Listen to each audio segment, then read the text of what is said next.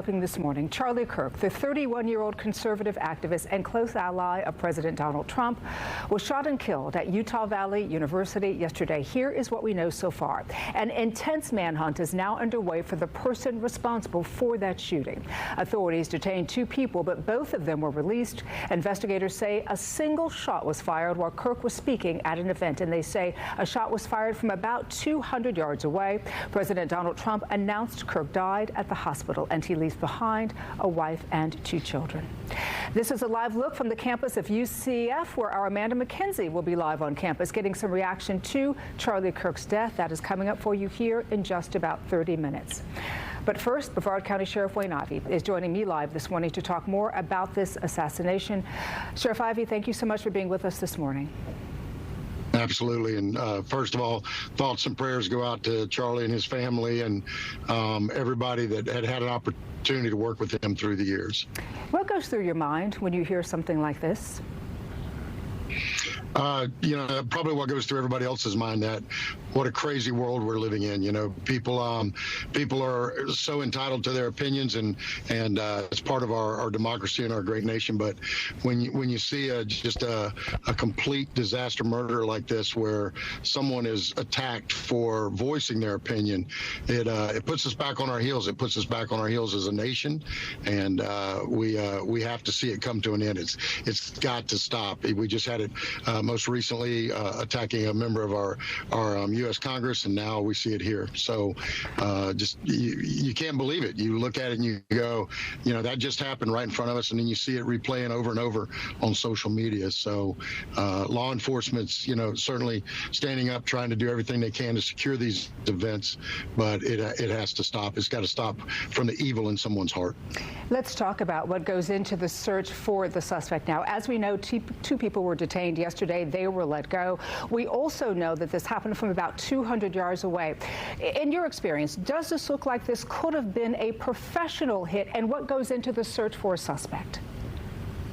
So what's going into the search for the suspect is, law enforcement in that area, local, state, and federal partners all working together, running every potential lead they have. I mean, obviously there were, 1,000+ people there, so they're looking at any potential video cameras before the incident happened and after.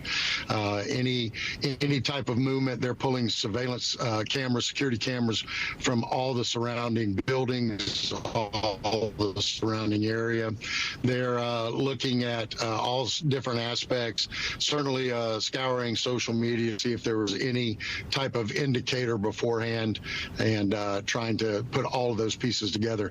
Again, you've got local, state, and federal partners that are working together on that, bringing in the needed resources to it, and then just trying to look at, the crime scene, identifying where the shot may have been fired at, looking for any potential evidence there, and trying to put those pieces together. It's a difficult task, certainly when you have that many people in one location, but I listened a little bit last night to some of the efforts, and it seems like they're trying to do everything they can in that regard. And there were a lot of people there, a lot of students. Do you think there was enough security at that event? So, we'll always Monday morning quarterback. When you see something happen at one of these events, you always ask yourself, was there enough security? This was a sniper that was fired. You have these big giant venues, and the bigger the venue, the more difficult it is to contain any type of threat. So, I'm sure they'll go back. All of us will go back and look at this and try and see if the right elements were in place. But when you have a venue of that size, it is very difficult to maintain that physical law enforcement presence of it.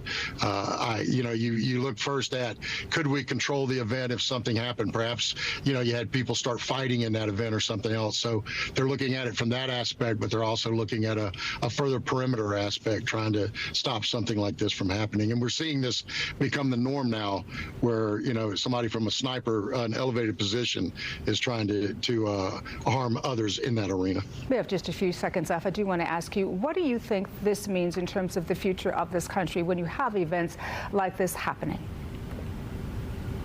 I think, well, certainly it's going to mean increased security. It's going to mean increase, vetting of people that are actually coming into that arena. So that's a hit to all of us. But it also is a wake-up call. We have to be prepared to defend ourselves. We have to be prepared, to be the first line of defense for ourselves, because it's not just somebody on a political stage like this. It's happening in schools. It's happening in churches. It's happening everywhere. And, I want our citizens to be ready to defend themselves, to be that first line of defense. We're coming. When 911's called, we're on our way.